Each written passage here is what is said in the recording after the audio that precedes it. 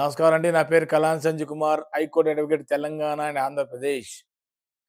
ఈరోజు నేను చెప్పే అంశం ఏంటంటే గ్రామకంఠ భూములు. తెలంగాణలో గ్రామకంఠం అంటాము. ఆంధ్రప్రదేశ్ ఆబాది అంటాము. అసలు ఈ గ్రామకంఠం అంటే ఏంటి? ఎలా వచ్చింది?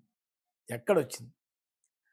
యావత్ భారతదేశంలో బౌండరీస్ అండ్ సర్వే యాక్ట్ 1923 ప్రకారముగా అన్ని చోట్ల భారతదేశంలో ఉన్న ప్రభుత్వ భూముల్లో కొన్ని చోట మిగులు భూములు ఉంటాయి.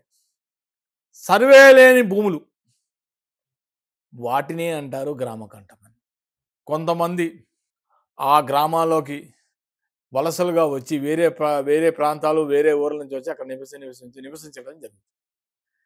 కానీ గ్రామకంఠం అంటే సర్వే లేని భూములు. దీని మీద ఒక కేసు కూడా జరిగింది సీరియస్గా.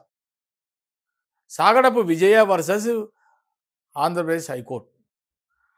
ఆవిడ గారికి 400 గజాల స్థలం అయితే ఉంది, కానీ ఆ స్థలంలో ఆవిడ ఒకటే మాట అంది కోర్టుకి, నాకు భూమి అయితే ఉంది కానీ దానివల్ల నాకు ఎటువంటి యూజ్ లేదు. మార్టిగేజ్ చేద్దామంటే యూజ్ లేదు, లోన్ తీసుకుందామంటే యూజ్ లేదు, రిజిస్ట్రేషన్ చేద్దామంటే యూజ్ లేదు. ఇంకా నేను ఆ భూమి పెట్టుకొని నేను ఏం చేయను? పోనీ సర్వే నెంబర్ అందామంటే అది లేదు, హౌస్ నెంబరు లేదు. దీని గురించి కొంచెం ఏమన్నా జరుగుతున్నాయని చెప్పి ఆమె కోర్టులో కేసు వేయడం జరిగింది 2015.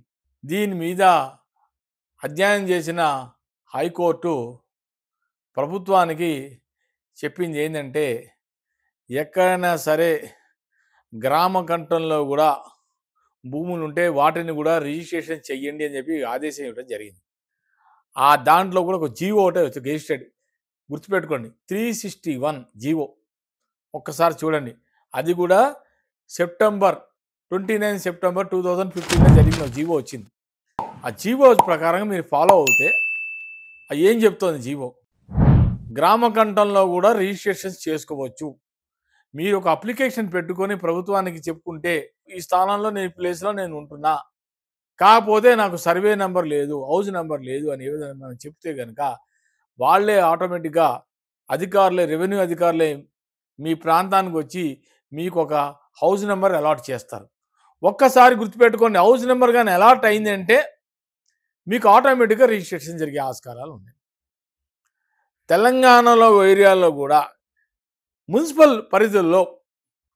పరిధిలో కూడా గ్రామకంఠంలో ఎవరైనా నివసిస్తుంటే, సర్వే లేని వాళ్ళు ఉంటే వాళ్ళు కూడా ఇప్పుడైతే, ఒకప్పుడైతే పంచాయతీ విలేజ్ అని ఉండేది. ఆ పంచాయతీ విలేజ్ అధిపతి గ్రామకంఠంగా ఆయన ద్వారానే రిజిస్ట్రేషన్ జరగాల్సిందే. కానీ ఇప్పుడు పంచాయతీ రాజ్యం తీసేశారు. అక్కడ లేదు, ఇక్కడ లేదు. డైరెక్ట్గానే ఆ పవర్స్ మండల్ రెవెన్యూ ఆఫీసర్కి ఇచ్చారు, ఎంఆర్ఓకే ఇచ్చారు. ఎక్కడైనా సరే, తెలంగాణలో సరే, ఆంధ్రప్రదేశ్లో అయినా ఎవరికైనా సరే సర్వే లేని భూములు కూడా రిజిస్ట్రేషన్ చేసుకునే వెసులుబాటు ఇచ్చారు. దీంట్లో కూడా జీవో నెంబర్, ఇంకోటి జీవో నెంబర్ ఉంది 187. ఆ జీవో నెంబర్ కూడా అది 2016 వచ్చింది. ఆ జీవో నెంబర్ కూడా మీరు ఒకసారి స్టడీ చేస్తే ఎక్కడ ఎలా చేసుకోవాలి అనేది దాంట్లో క్లియర్ కట్గా గెజిటెడ్ ఇచ్చింది. ఆ గెజిటెడ్ ఒకసారి చూడండి జీవో. ఆ జీవో ప్రకారంగా మీరు ఫాలో అవుతే మీ గ్రామకంఠంలో కూడా మీకు సర్వే లేని వాళ్ళకు కూడా హౌస్ నెంబర్ని అలాట్ చేసి మీకు కూడా రిజిస్ట్రేషన్ చేసే ఆస్కారం ఉంటుంది. ఎవరు కూడా ఆందోళన చెందాల్సిన పనే లేదు. దీనివల్ల ఆల్రెడీ కోర్టులో కూడా డైరెక్షన్స్ కూడా వచ్చింది. ఆ కోర్టు కూడా చెప్పడం ఏంటంటే రిజిస్ట్రేషన్ చేసుకోవచ్చు, క్లియర్ డైరెక్షన్ ఇచ్చింది. కాబట్టి ఎవరు ఆందోళన చెందకండి.